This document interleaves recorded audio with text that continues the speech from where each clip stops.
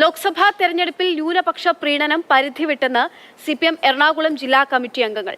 ന്യൂനപക്ഷ വിഷയങ്ങളിലേക്ക് മാത്രം പ്രചാരണം കേന്ദ്രീകരിച്ചു.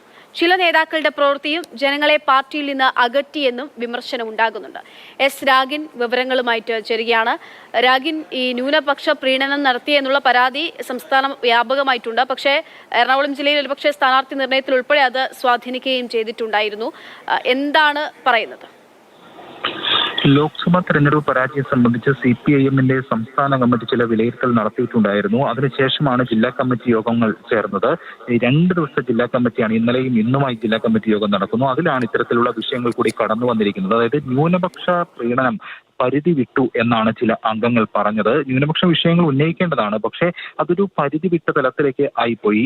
മാത്രമല്ല, അത്തരം സംബന്ധിയായിട്ടുള്ള വിഷയങ്ങൾ മാത്രമാണ് കേന്ദ്രീകരിക്കപ്പെട്ടത്.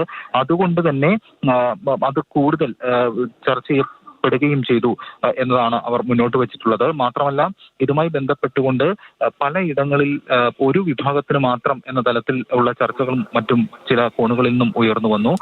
അതുകൊണ്ട് ഇതൊക്കെ ഗുണം ചെയ്തില്ല എന്നാണ് പറയുന്നത്. മാത്രമല്ല, കേന്ദ്ര സർക്കാരുമായി ബന്ധപ്പെട്ടുകൊണ്ട് ഒട്ടനവധി വിഷയങ്ങൾ ഉണ്ടായിരുന്നു. അതിൽ കേന്ദ്ര നയങ്ങളിലെ പൊള്ളത്തരം ഉൾപ്പെടെയുള്ള കാര്യങ്ങളുണ്ടായിരുന്നു. അതടക്കം തുറന്നു കാട്ടാൻ കഴിഞ്ഞില്ല. ഈ ചില വിഷയങ്ങളിലേക്ക് മാത്രമായി ഒതുങ്ങിപ്പോയത് കൊണ്ടെന്നും പറഞ്ഞു. മാത്രമല്ല, സർക്കാരിന്റെ ചില വകുപ്പുകളുമായി ബന്ധപ്പെട്ട് രൂക്ഷ വിമർശനമുണ്ടായി. ധനം, റവന്യൂ, അതോടൊപ്പം തന്നെ ആഭ്യന്തരം ഉൾപ്പെടെയുള്ള വകുപ്പുകൾ അതിന്റെ പ്രവർത്തനങ്ങൾ പോരാ എന്ന തരത്തിലുള്ള പ്രതികരണങ്ങൾ അംഗങ്ങളിൽ നിന്നുണ്ടായി.